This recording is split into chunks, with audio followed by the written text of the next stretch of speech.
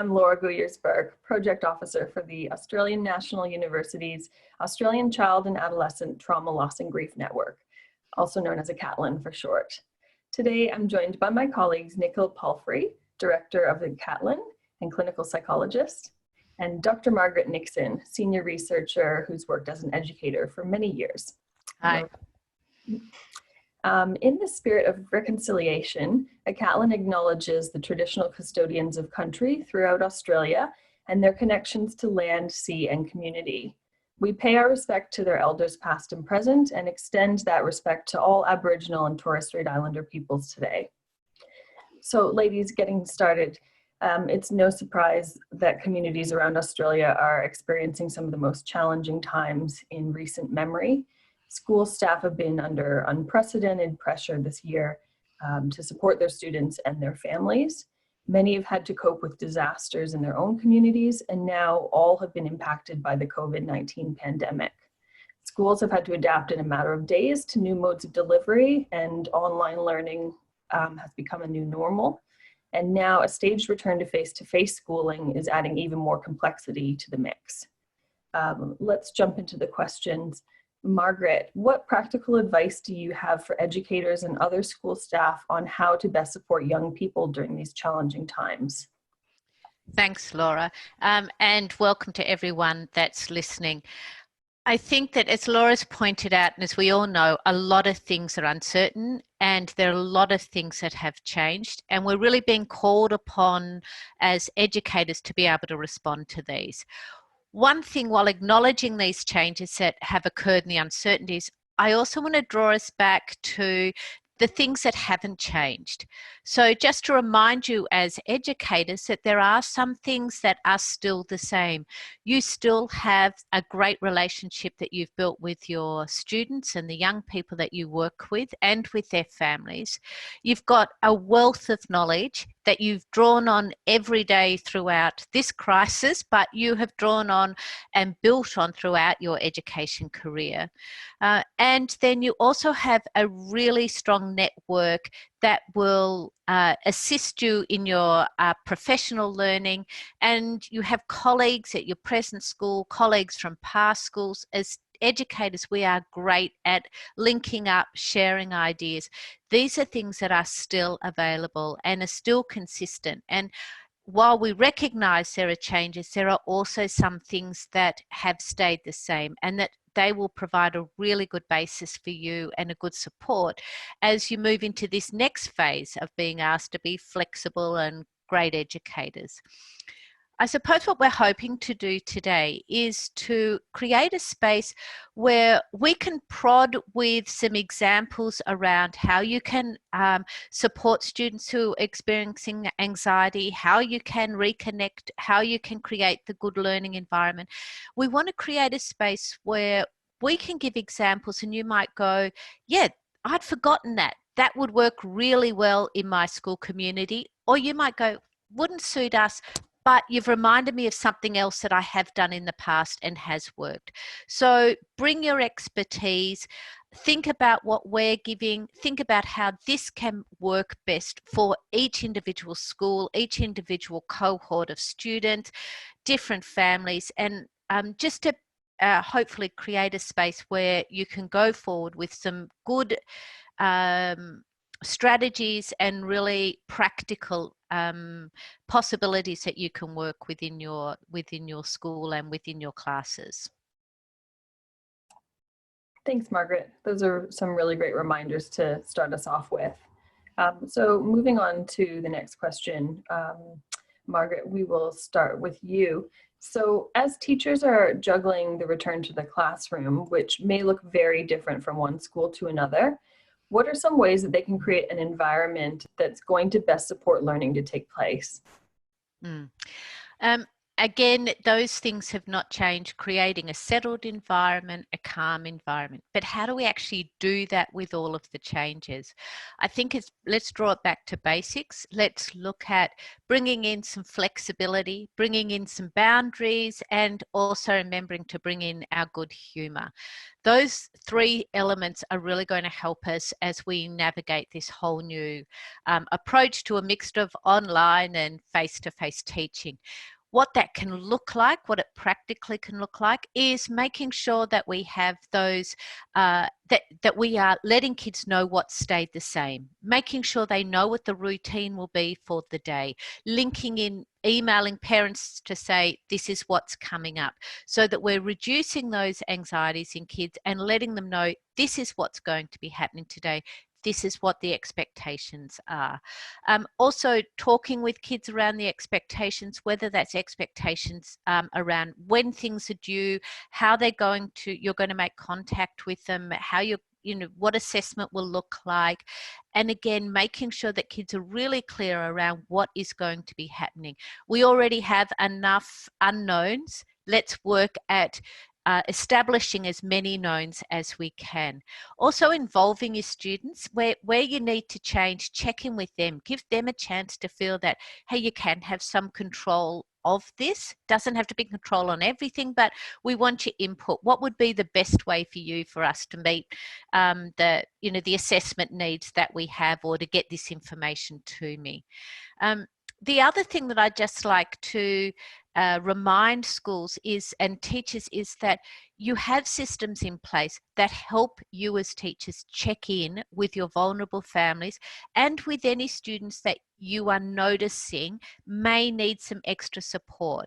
Whether that is your pastoral care systems that currently run within the schools, whether it's a wellbeing person in your school, whether it's another teacher that you know has a great relationship with this kid that you happen to be quite concerned about, maybe checking in with them going, hey, it might be worth, I don't have a great relationship with that kid who's in my English class, but I know you do when you take them in, a phys ed class or in another class. So really linking up staff so that students that you're concerned about have the best person to be able to check in and go, hey, how's it going? What's happening?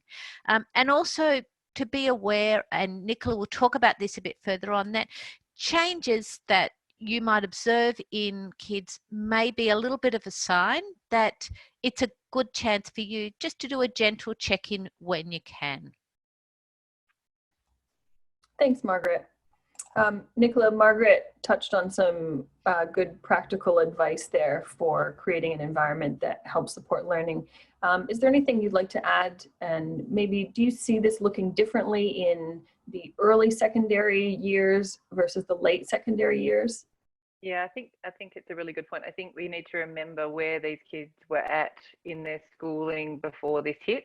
So for year 7 students, for example, they were just getting used to the high school environment. Many of them had maybe 7 or 8 weeks of face-to-face learning in a high school, getting used to changing classes, 7 teachers rather than 1 main, and then they've had to adapt to home learning, managing all of that with the expectations of assessment and so forth. So for those kids, getting back to them and kind of, they're only little, really, they're 12 or 13 years of age. They might need more reassurance around getting back in and, you've done okay. And we'll talk a bit about this anxiety about missed out on work. But so they might need a bit more holding in kind of, this has been a pretty tricky start to high school for some kids. Whereas as you move up, there'll be different anxieties. So that for all kids, there'll be different experiences of what being at home has been like. Some will have really enjoyed it, being able to chill out more and had a break maybe from some of the social stresses that high school provides. So they might have had a break from that. Others might have felt really isolated. So I think one of the things across all grades is understanding that they're all going to come back in with different experiences and different anxieties about coming back to school. But also in the upper grades, they might be more used to working remotely or independently, but they might feel much more pressure, and we'll talk about that around what they might have missed out on. So I think some of the stresses or what the kids need in that initial reassurance and re-entry and routines, as Margaret spoke about, what the focus of what those conversations might be about might look different depending on the school year. That's a great point, Nicola. And it's obviously important to consider the setting and the circumstance of each individual student when you're thinking about them. So we'll move on to the next question. We've heard lots of questions about how educators can manage anxiety in students, and you've both touched on this a little bit. Can you both comment on some strategies for this? And Margaret, maybe we'll start with you. I wonder if you can touch on it from a perspective of assessment and learning. Thanks, Laura. A great place to start. Obviously, we have heard and seen different people. We've heard on the over the media anxieties on a whole lot of different levels. Anxieties from students that, they're not going to be able to progress. Anxiety from teachers not quite knowing what's happening when they'll be going back. What are their expectations? Anxieties from families.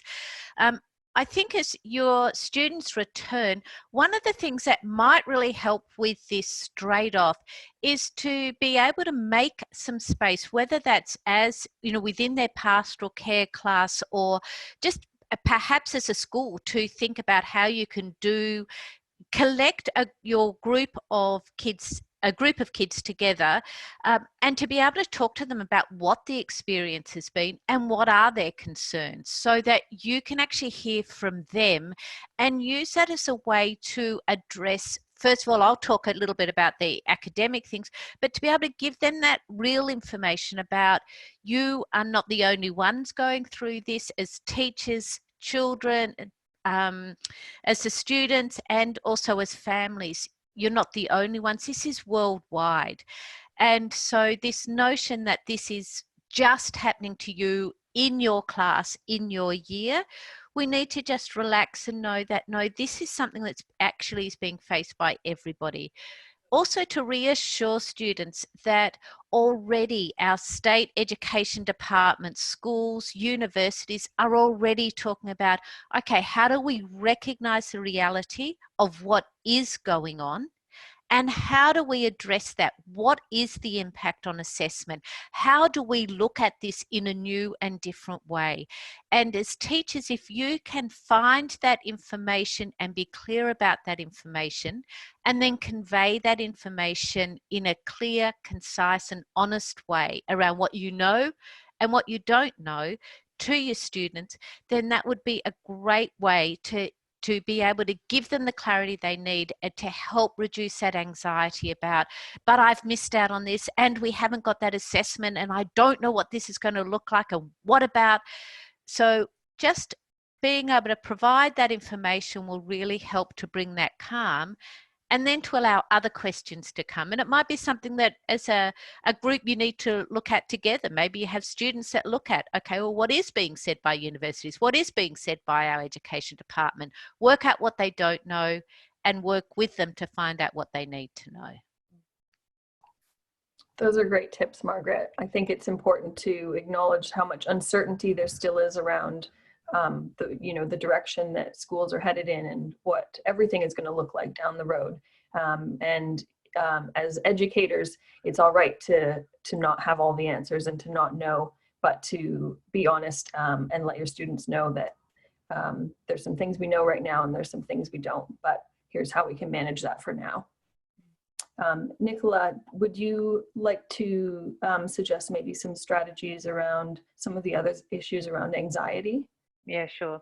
I just wanted to pick up on that. I think it's a fantastic idea. Actually capturing from students what their primary questions and concerns are can help maybe schools to filter what information they're feeding back, because they have so much on their plate, get the most pressing questions and then deliver them back to school years or school groups led by students, so they have some sense of agency in it, because there is a lot being done. So I think a lot of questions about anxiety about returning to school. As I said, so some kids will be busting to get back through the school gates, to see their friends, to see their teachers, and they may well be kids that either are well connected in school and really quite enjoy school, or kids that have felt isolated or home hasn't been a great place. So they might both be coming in with a positivity to returning to school, but quite different experiences of being at home. And then you'll have had some kids, every educator is used to the issue of non-attended school refusal or anxiety about attending school that can peak in high school. So those kids are going to be really reluctant to come back into school. So you're going to be dealing, as educators do every year, at the start of every year, the start of every term after a break, but this time with the additional burden of having done it twice, so having had a start to the school year, a break, and then a return, and now a return in a staggered way, which adds complexity, and in a time of great uncertainty. It's not as if, so we talked a bit at the beginning of the year with schools around returning after the bushfires, for example, where the threat was over, they were moving at different stages into recovery, but we're going back now with that recovery going on in a lot of communities, and COVID ongoing. And so we can't pretend the threat is over. We have to be realistic with kids and validate their anxiety and be respectful of it. We need to draw on all the expertise that we have around staged returns to school or scaffolded returning to school. What are the processes in place, and communicating. So executives need to communicate that with their educators so they know what options they can offer families, and filter it down the line to children and families as well. More than ever, an explicit focus in the curriculum around skills for managing anxiety and worry. So whether it's mindfulness, whole school mindfulness classes, or wellbeing, talking about uncertainty, providing whatever information we have. I think clear communication around what we know about the virus, and the schools are already going to be all over the communication around hygiene and hand washing and social distancing and so forth, but layering that with an understanding about what we do know about how communicative it is as a disease. I think some of the messaging we've heard is left kids in a position where they can be quite worried, because the debate about to close schools or not, part of that messaging was because kids could be super carriers or super infectors. And so that's left a lot of kids worried that they're going to get the virus and then kill their grandparents or loved ones. And I've heard that directly from kids. So we've kind of raised concerns and haven't necessarily then answered them, or as we've learned more about this, shut that down. So I think that communication is really important for kids. And the other thing, it's not just anxiety. So kids have all come into this experience of COVID-19 with their existing vulnerabilities, with maybe mental health concerns, with existing anxiety or mood disorders. So all of those kids and all of those families have been managing that, and now they're coming back into the school environment. So educators are going to be drawn upon to keep an eye on those kids and their students in their classrooms, and reflect with them about how they're going, whether or not they've been able to keep their supports going while they've been at home. So checking in, as Margaret said, and calling on extra supports where it's required, maybe reviewing the support plans that are in place for those kids that you're particularly worried about. So there is a number of layers, but this doesn't all have to be done in the first day. They'll be back, they'll be staged, you'll have connection and ongoing check-ins, as Margaret said. But I think that notion of just being aware of all of those things and sitting there and communicating that to kids. One thing that we do have of this all in it together is a universal experience of a very, very strange and stressful time. So that can be a good entree into having more open conversations around well-being and how people are going. Thanks for that, Nicola. We'll stick with you for the next question. How might educators know that a student needs extra support? You started to touch on it a little bit in that last question, but what kind of things should they be looking out for? Yeah, so it's a strange situation. We've had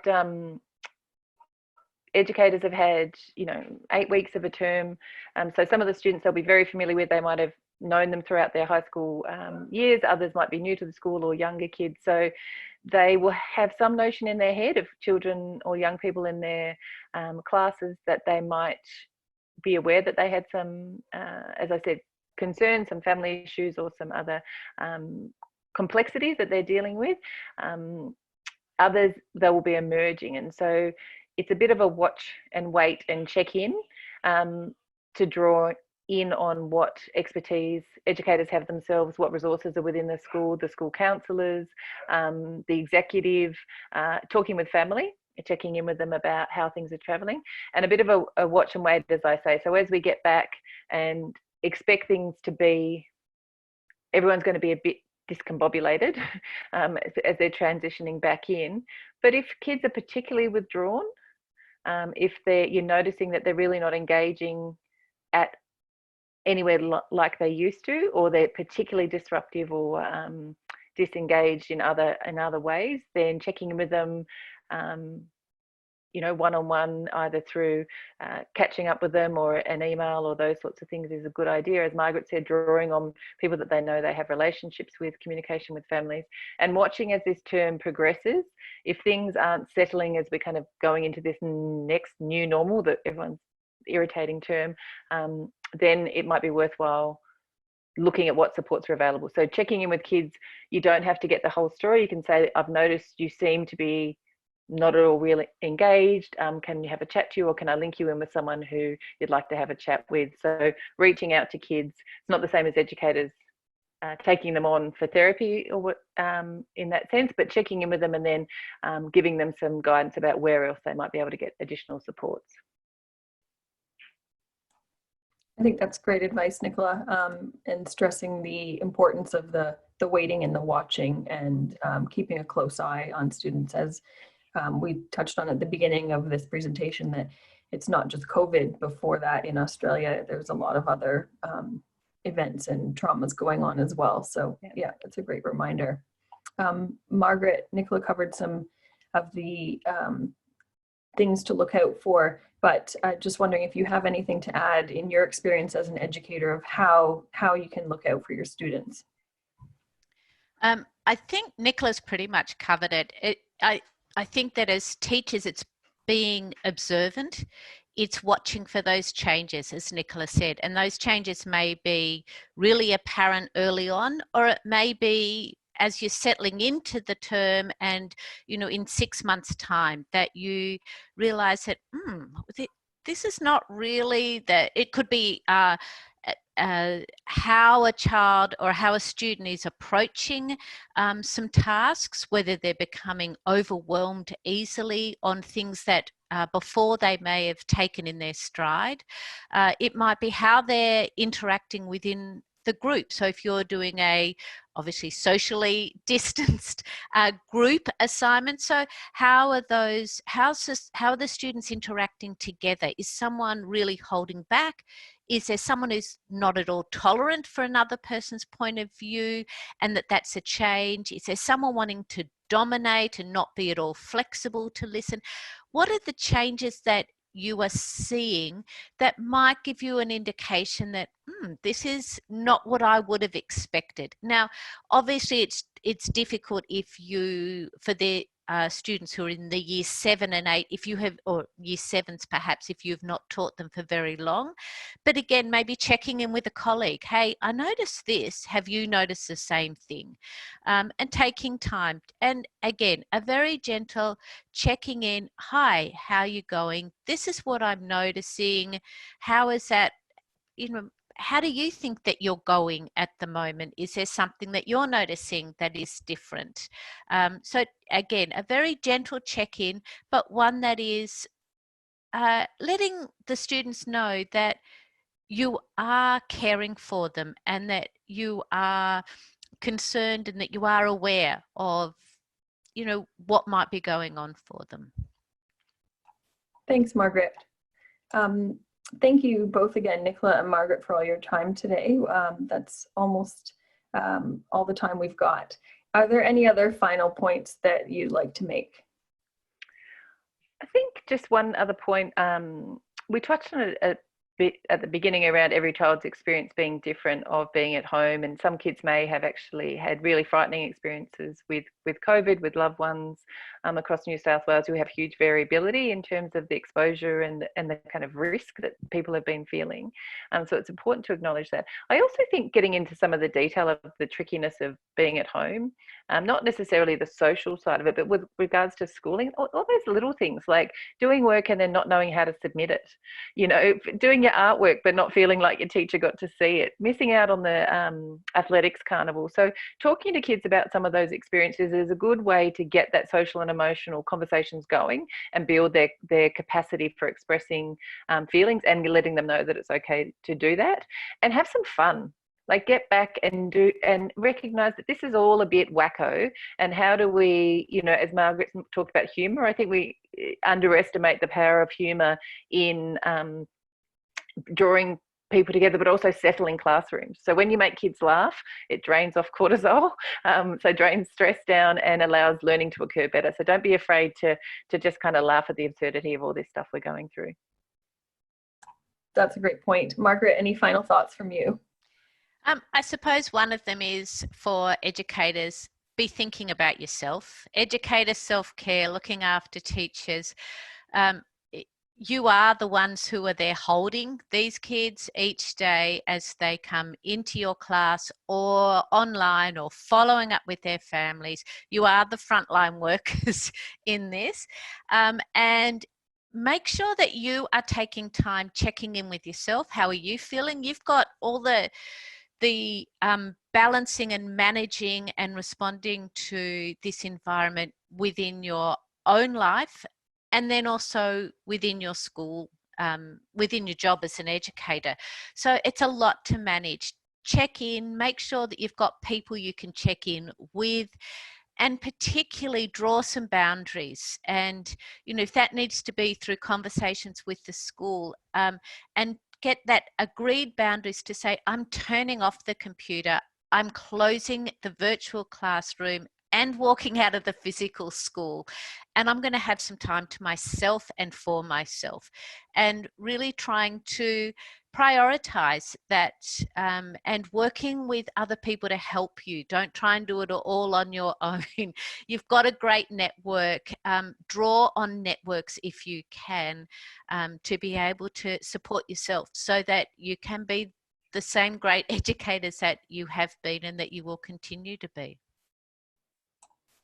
That's really great, Margaret. That message about educator well-being is very important. And as everyone can see today, we're all working from home, and it's important to set those boundaries, particularly when you're working at home and in the education setting when your work comes home with you a lot of the time anyway. It's really important for everyone's well-being to create those boundaries and take the time and space away from work to take care of the things that you need.